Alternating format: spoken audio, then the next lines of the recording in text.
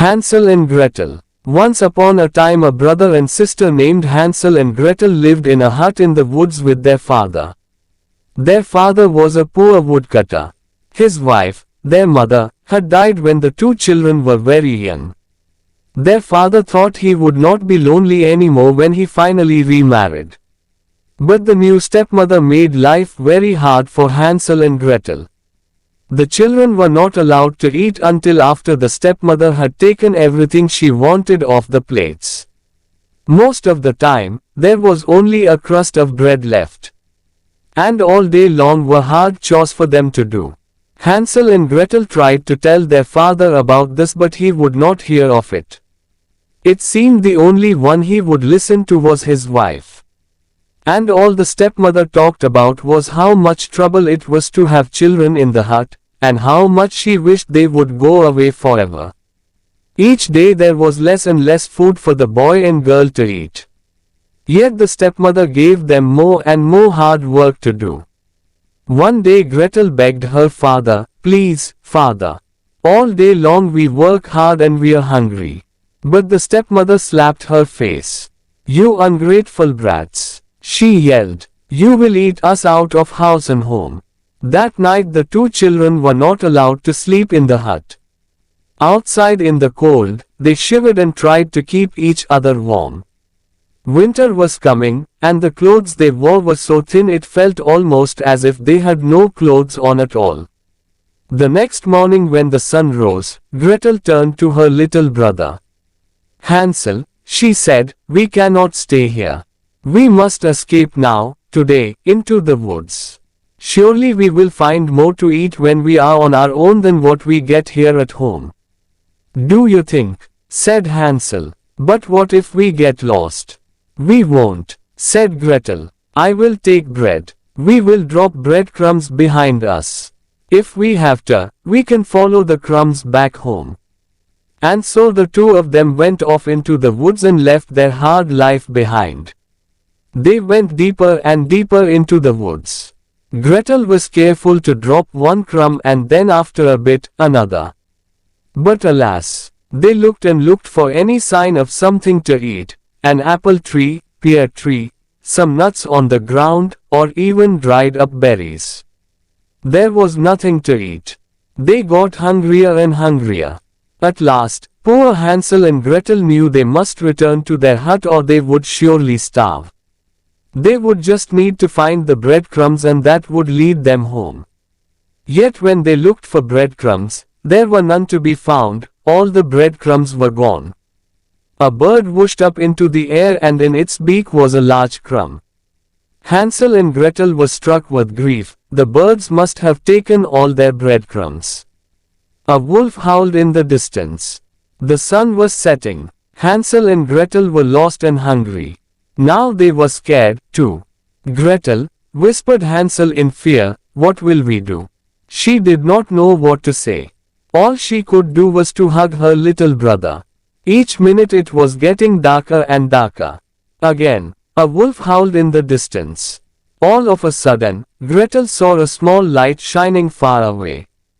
Could it be someone's hut this deep in the woods? "We must find out," cried Gretel. "Maybe whoever lives there is kind and will take us in." The two children sped as fast as they could to the light. When they got closer, they could not believe their eyes. If you can imagine, from top to bottom the hut was made all of candy. From its gingerbread roof, with frosting all over the walls, and with candies tucked into the frosting, what a sight to see. "Gretel," Hansel cried out. Before Gretel could say, "I bet it will be okay if we have just a little taste," both of them were already biting off small chunks and licking the sweet candy. A sharp voice, "WHO is nibbling on my house." Hansel and Gretel spun around. An old witch. Stunned, Gretel could only curtsy. "If you please, ma'am," she said, as sweetly as she could. "There was so much candy on your house. And we are so hungry." "You have that right, my house," snapped the witch. Her voice dropped. "Well then," said the witch in a gentler tone, "come inside." I'll get something for you to eat." Hansel and Gretel looked at each other in delight. They skipped into the witch's hut. A fine meal of soup and bread. As they licked the last crust of bread and looked around the hut, what the brother and sister saw made their hearts turn cold. Piles and piles of bones in the corners. Yet the two children were very tired, and so they slept. The next morning when they woke, Hansel found himself locked in a cage. The witch roared, "That's where your brother will stay. Every day I will fatten him up. Soon he will make me a fine dinner." She laughed and laughed, rubbing her hands with glee.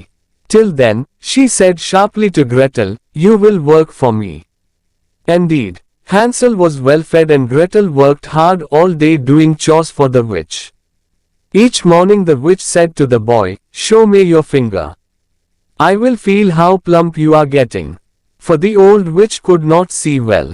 Hansel held out his finger as he was told. The witch smiled when she felt how plump he was getting. "Gretel," Hansel whispered in fear, "what are we to do? Soon I will be plump enough and the witch will want to eat me." His sister wished she had a plan, but could not think of anything. One night when the witch was sleeping, Gretel had an idea. She picked up a bone from one of the piles on the floor and woke her brother. "Hansel," she said, "the next time the witch asks to see your finger, hold out this bone to her instead." The next morning, he did just that, said the witch, touching the bone and thinking it was the boy's finger. "This is going to take longer than I thought. At least I have more time," Gretel thought. But still, she could not think of any way they could get out of there. Each morning when the witch said, "Show me your finger," Hansel held out the thin bone. One day the witch yelled, "I will not wait another day. The boy will be my dinner tonight, no matter how skinny he is." The witch ordered Gretel to start the fire in the oven at once. She must get it very hot. Gretel worked as slowly as she could. Why was the witch looking at her with such a sly smile? "Be a dear," said the witch with a slow grin. "Go inside the oven, won't you? Tell me if it is hot enough." Gretel's heart skipped a beat.